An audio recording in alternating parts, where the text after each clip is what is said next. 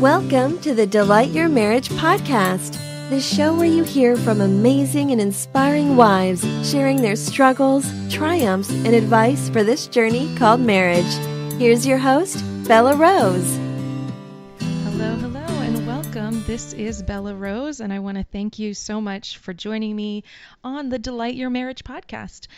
And this is the second half of a wonderful interview from a wife who is clearly following the Lord and wants to help us follow the Lord and love our husbands as well. So it is time to get started. Let's just dive in. First of all, she talks about how hardships actually are where God wants us to grow and to stretch and to change. And she also has a wonderful insight for intimacy that I don't want you to miss. So let's dive in.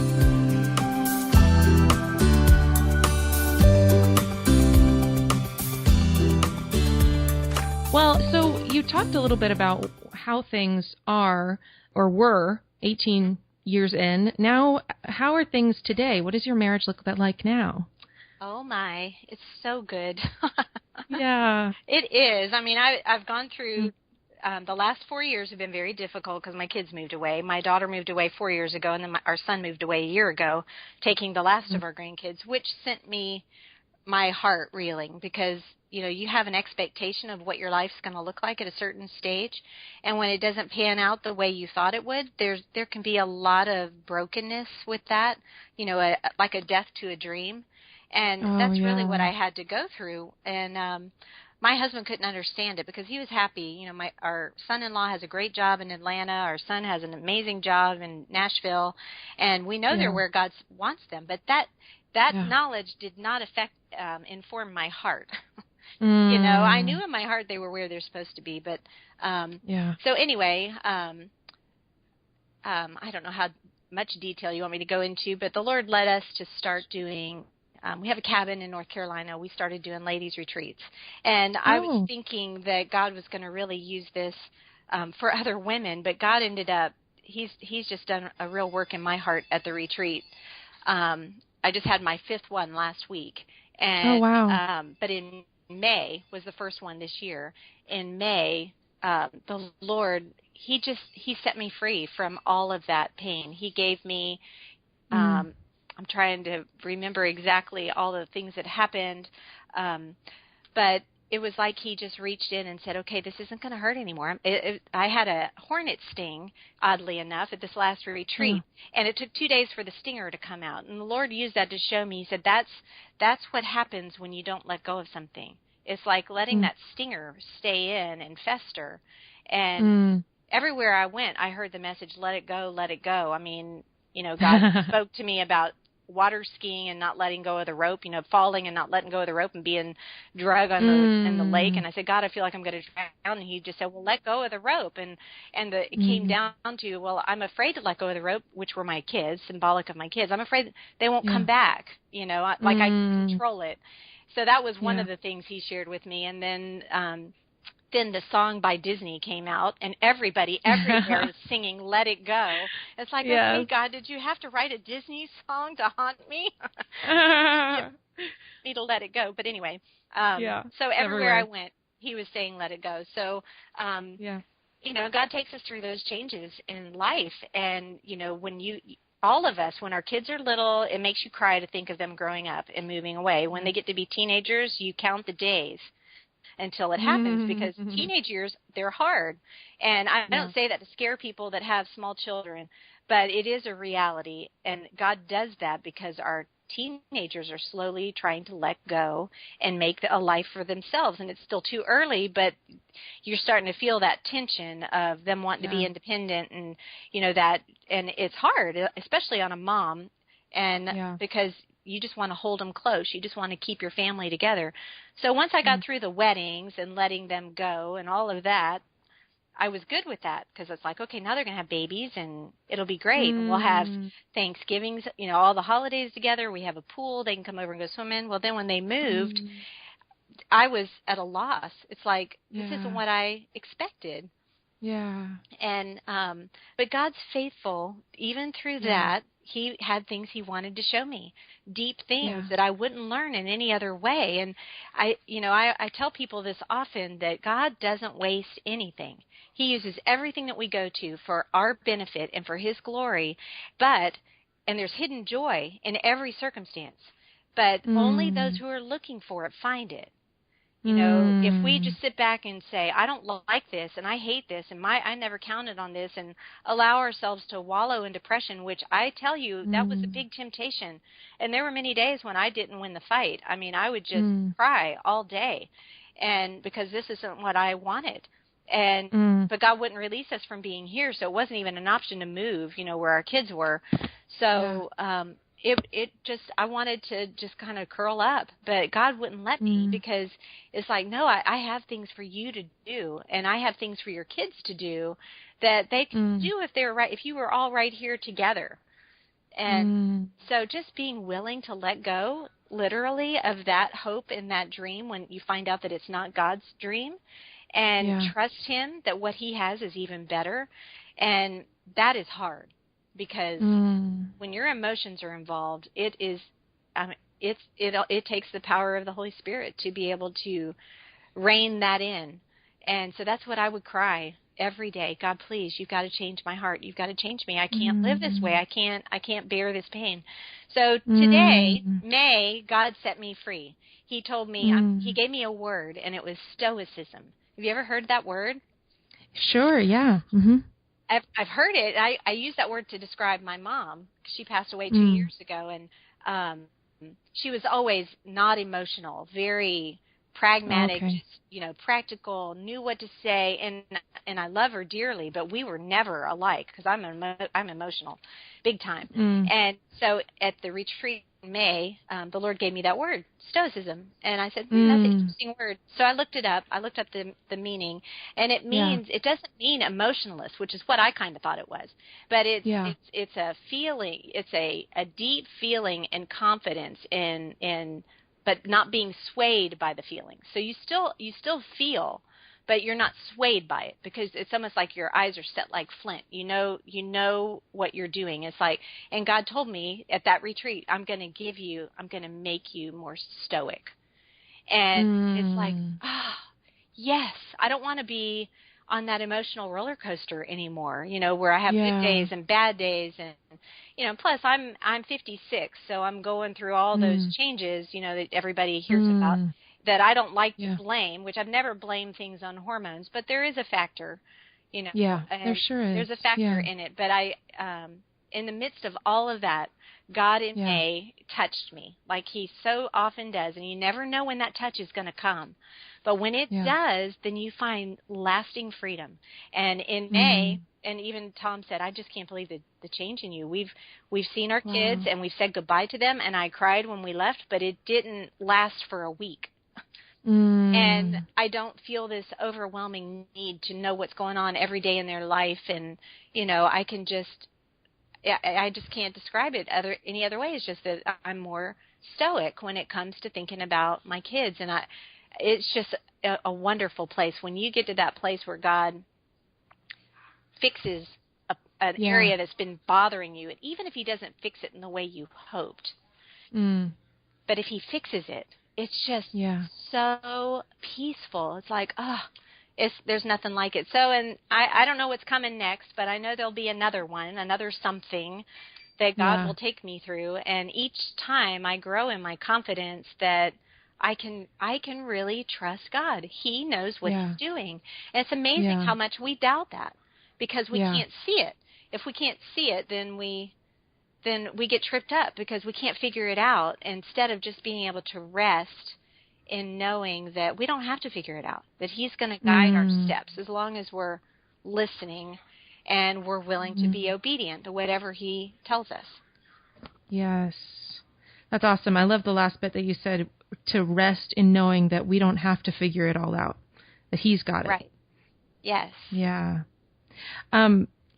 Well, I want to ask what has been, to also just go back to what your marriage also looks like in terms of the two of you you started to go there, and I want to just make sure we got a full picture of that. Did, yes.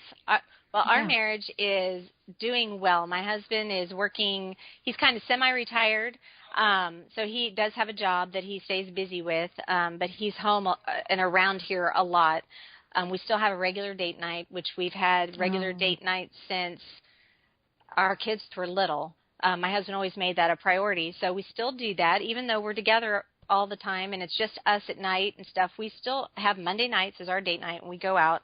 And it's nice because then we know we're still being intentional with the date. So So anyway, it's great. We love our time together. And what else? What does our marriage look like now? We are giving our life away as much as we can in helping others. We've got a couple coming over tonight that needs help, and so we're just going to listen and offer what we can, and just making ourselves available to speak into other marriages through the blog, through our church. I did kind of step back in the blog for a little bit. I'm not posting quite as often, but the Lord convicted me that we needed to be in real relationships. The blog is good, and God's going to use that, but being involved with real people's lives, and so we're very active in that. We have a marriage community group that we do on Sunday nights. That our church has small groups, which a lot of churches do. But we started doing something in May for the first time where people will leave their regular small group and come to ours for like 6 months, just for like a marriage boot camp. And so we just focus for 6 months on all the intimacies in marriage: sexual intimacy, spiritual intimacy, emotional intimacy, and intellectual intimacy. Oh, wow. And if you cultivate those four, then, if you're paying attention to those four areas of your marriage and allowing God to lead you through them, you're going to be on the path for a strong marriage. And, we all get to places where we need help. And so being willing to ask, find a couple in your church that you respect for their marriage, what it's like, and say, can we get together? Can we talk? It doesn't have to be counseling. It can just be relationally based, where you're just friends and you're just asking questions. And that's what we do now. So we're pretty busy. And then with our kids gone, we're traveling a lot. We're on the road a lot. So going to see our kids. No, that's great. Well, and I wanted to ask, what are the chief 3 things that has been central to your marital success so far? From day one, the very beginning of our marriage, we had a conviction to last, that our marriage would last. There would be no divorce, would never be an option. So that was from day one. My husband's parents got divorced on his 18th birthday. And that broke his heart because his parents, they had a great family life growing up, and he had no idea that his parents were struggling at all until they told him they were getting a divorce. And so it was just like, popping the bubble that he thought was real. And so it broke his heart. We got married when he was 24, and so it was still pretty fresh. So he said, we are going to be intentional in our marriage, and even when the kids come along, we're going to be number one to each other, because besides the Lord, of course, but because he felt like his parents may have, now we don't know all the details why they got divorced, but part of it, they threw their life into the kids. And when the kids grew up, they looked at each other. It's like, okay, we're done. And he said, I don't ever want that to happen to us. So from day one, he's had that conviction, which has served us well. And then the second thing I would say would to be plugged into a local church that teaches the Bible and offers real relationships, people that will be real with you. That will share with you their struggles. You don't need somebody just to go and tell you how good it is all the time. You need somebody that can say, you know what, life is hard. This marriage thing is not easy, and we're struggling. And to be able to go and talk to somebody, and we have people I don't know where we would be today if it wasn't for the people that we look up to that God has put in our lives. And Tom always says that. Tom, that's my husband, has always said that we should have somebody that we are looking up to, that we want to model our life and marriage after because of the way they're doing things right. And then we should also look for people that are coming along behind us, that we can do the same thing in their life. We can reach out and give. So you're looking to receive from people that are ahead of us and to give to those coming along behind. And then the last thing would be to cultivate romance, no matter the season. like I said, even when we were going through our difficult 18th year, we still had date nights. Yeah. We didn't talk very much on those date nights, or when we did, we'd end up, just messing it up more. But we still went out and we still did the things that we knew to do, even though there was no heart in it.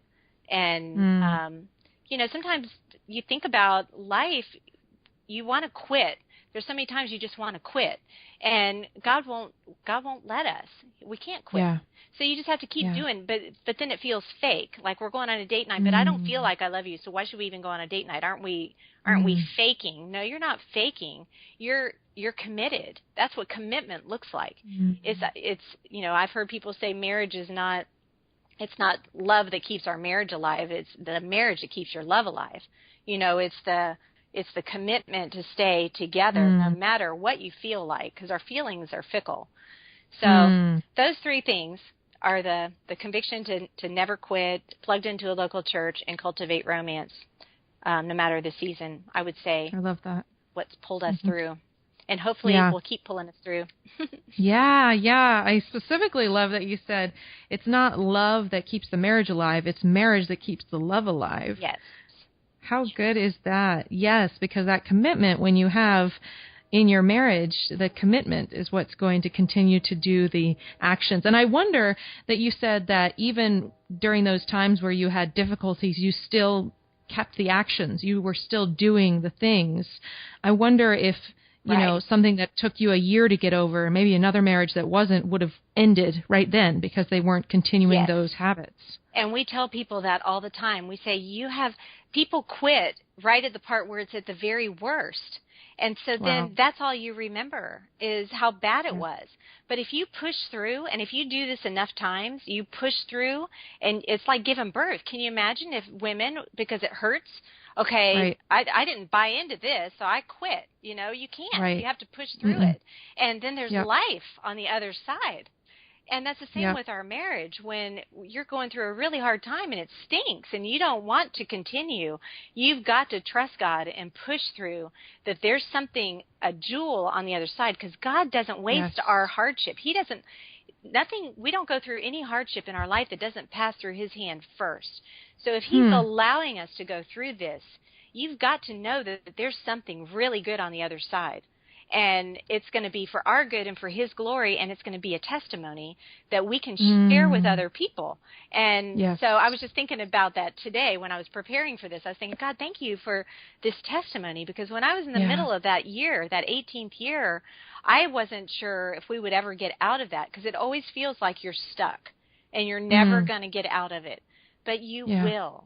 So if you're in a hard place, anybody that's listening is in a difficult place, trust God. He has not left you. He will not forsake you. He will walk with you through the storm, and he will make sure you make it through, and there is good on the other side. And then the more your marriage goes through that, the more you don't dread the hard times as much. You still don't like them, but you have something to inform your emotions with that helps make it more bearable.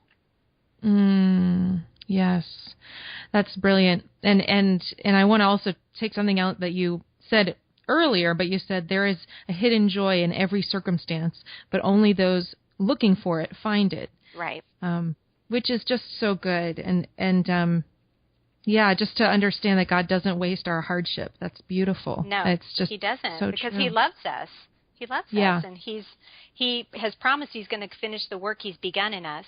And it happens one difficulty, one struggle, one conflict at a time.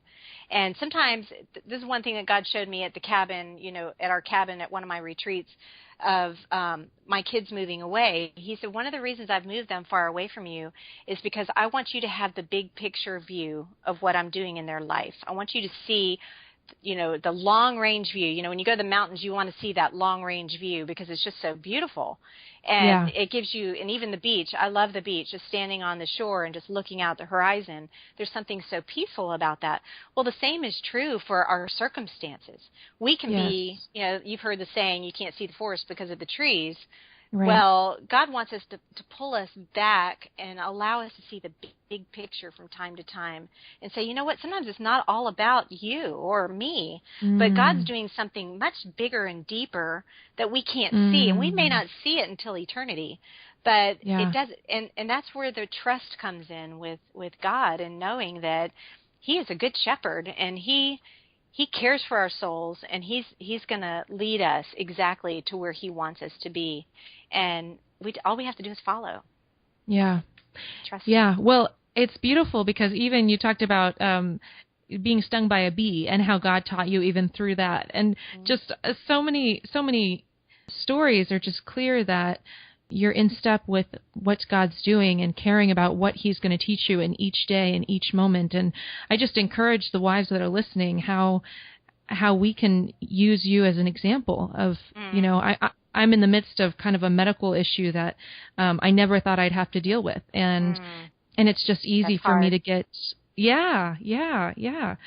on a daily basis where it's challenging, where I never thought it would be challenging. And so, but God is using it. He is using it to fortify my heart and help me to limit where I need to limit, and help me to exert myself where I need to exert myself, and only do what kind of like what's in front of me, because I don't have the energy to do more. And so, it's interesting. That's really good. Yeah, we've kind of gone through some similar things like that too the last year, and God's just shown me that part of this. Now, the lady that I told you that asked me about reading God's Word, I talked to her about this, about health issues and stuff, because she's like in her 80s now, and it's like, you know, how do you process, you know, your body, you know, falling apart more, and, you know, things don't work the way they used to, and how do you find joy in that? That's not joyful. It's not fun. You know, you want your body to work the way it's supposed to.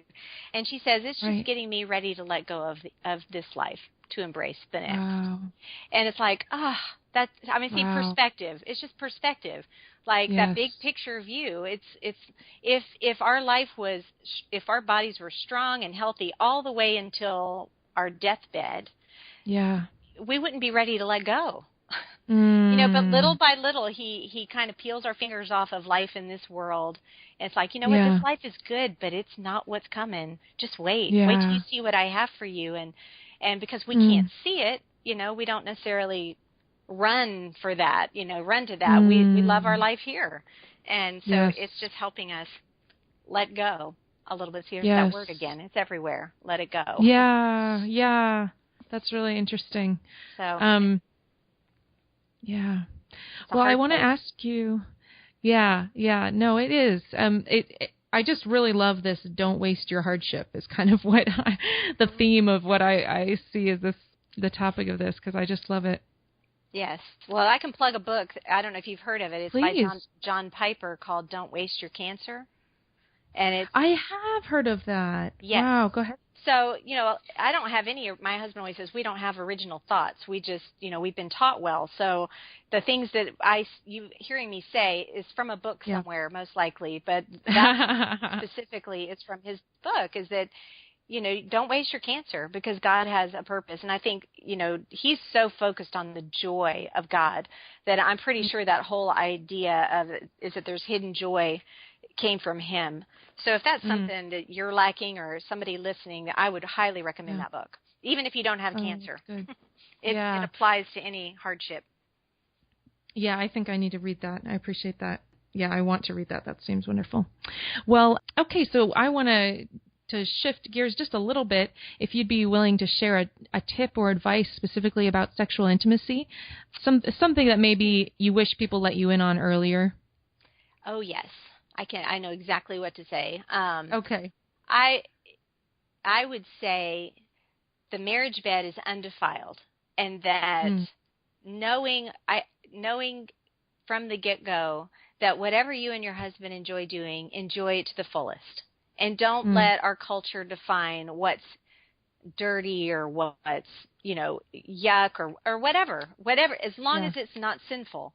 If it's not sinful, listed in the Bible, if it's pleasurable to you and your husband, have at it and enjoy yourself, and don't be ashamed. Don't think, well, what if so-and-so knew, or, you know, allow that because our culture, we live in a culture that is so wicked when it comes to sexual purity that it's hard to believe that God thought of it first. And it's almost like we're tapping into something the world does. And that's the exact opposite. No, God made this. And I was even talking about this to someone the other day. Can you imagine Adam and Eve are the only ones that experience sex without sin?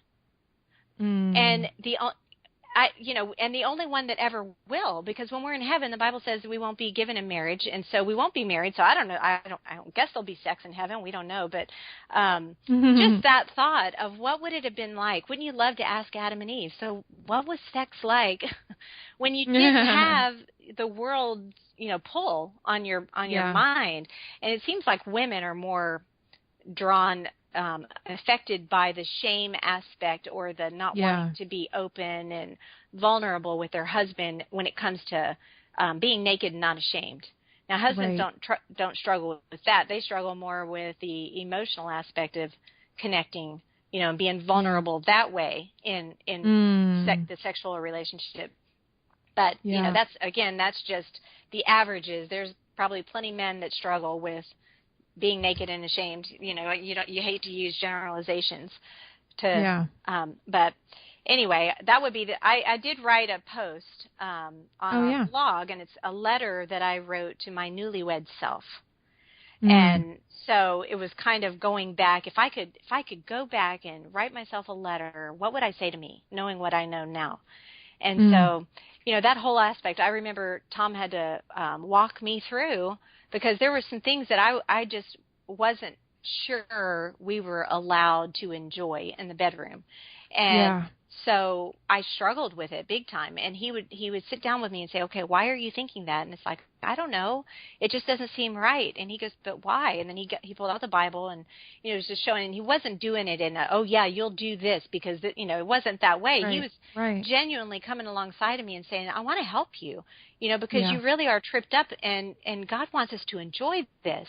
And so, and it wasn't that I didn't enjoy it. I enjoyed it when we were doing it. But then the next day I would have this, and it was probably the enemy just whispering in my ear, did God really say you could do that? That's kind of that same voice that he spoke to Eve. The enemy he hasn't changed his tactic, because it still works. Right. He can whisper in our ears, did God really say? And so when you hear that voice, that, did God say, is this allowed? I don't, when, that's not God. That's not our Father speaking to us. Because when we hear God, when he speaks to us, our soul knows it. And even when God said to me, who made you the standard? It didn't have it drew me closer to him. It didn't push me away. So if the question draws you closer to God in repentance, then it's him. But if it draws you away, then it's probably the enemy speaking to you. And we just take that thought captive, and so that was probably that would be my biggest advice. Just be free. Yeah, that's good. Well, and you mentioned as long as it's not sinful, and I think a lot of people have some trip ups on what even that means, or what is or is not sinful in the marriage bed. Would you be able to kind of just the big issue for us was oral sex.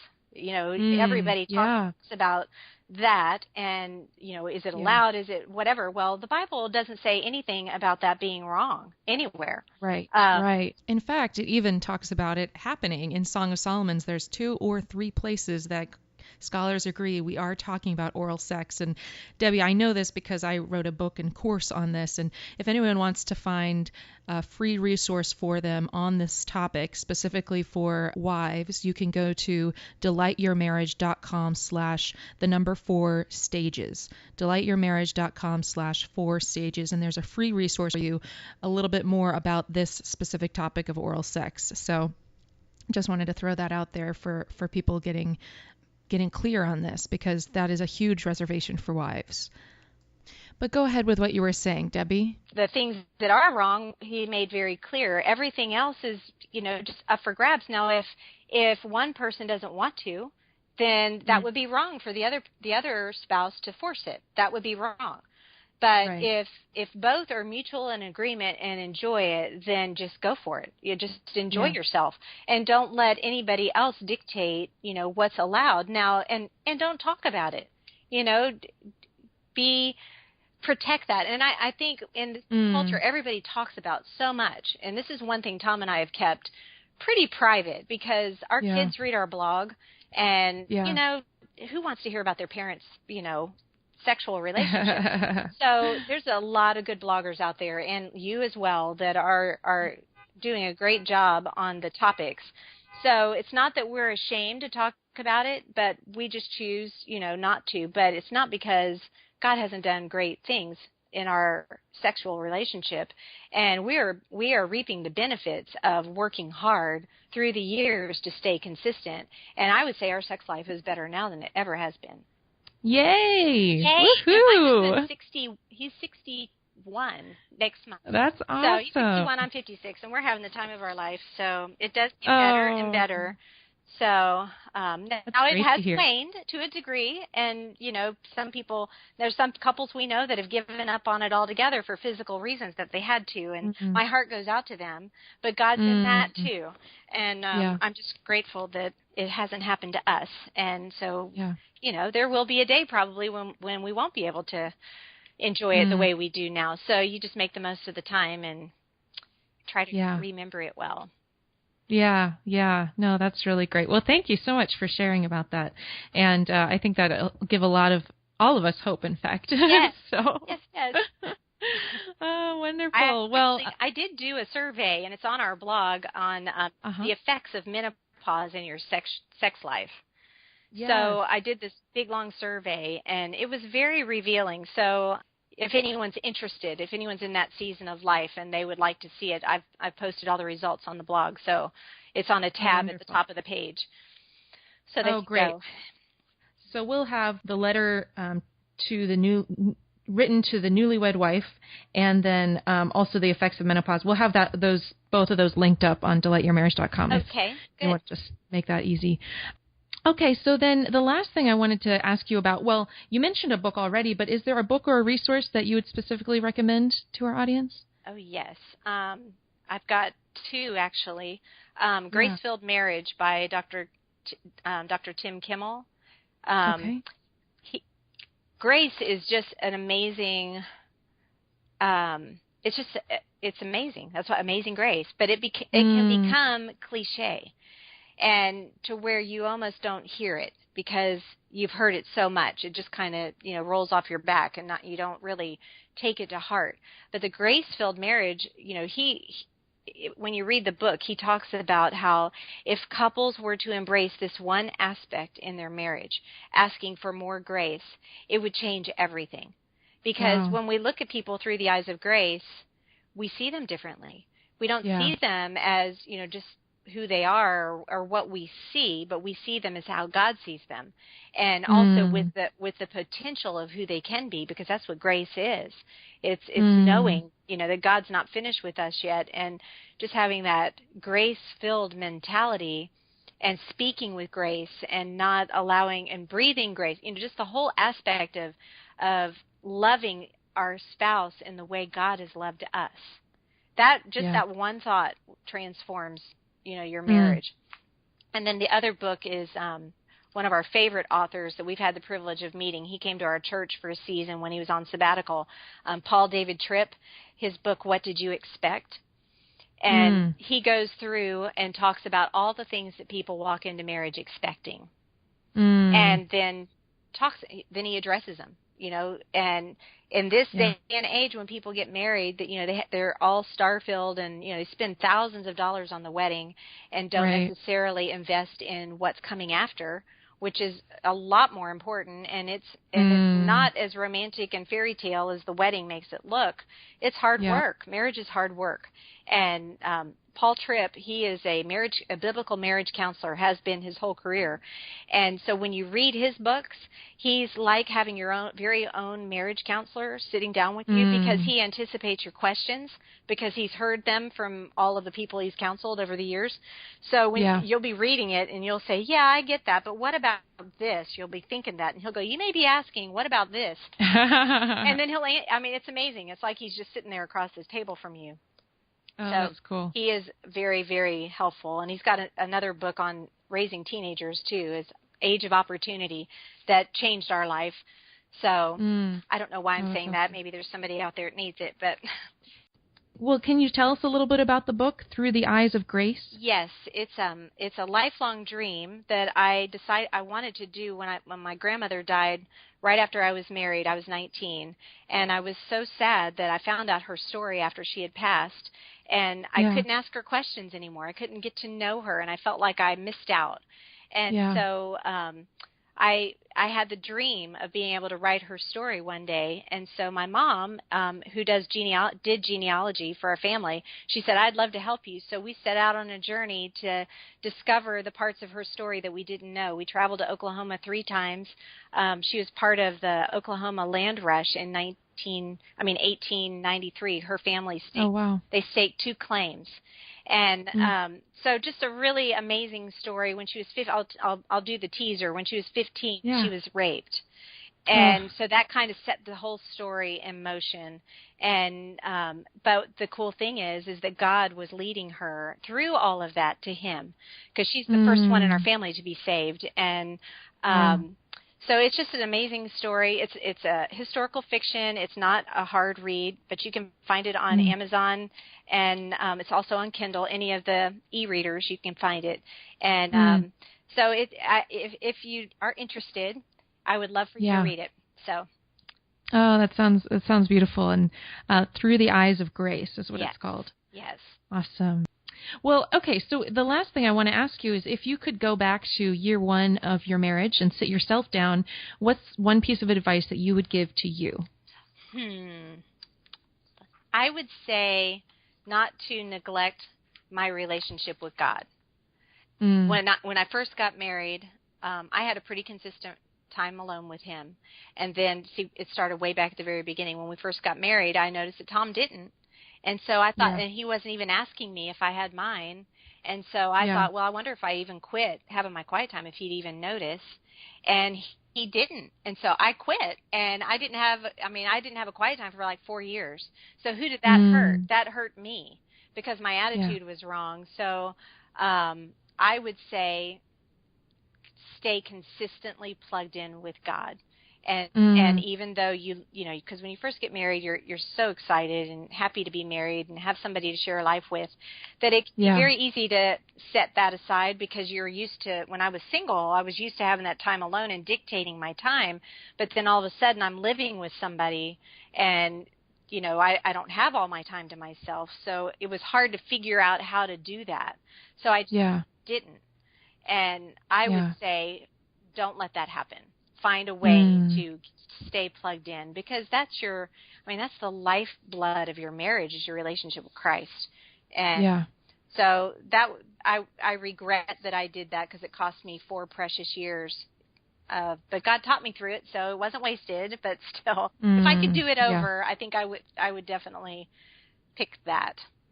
That's awesome.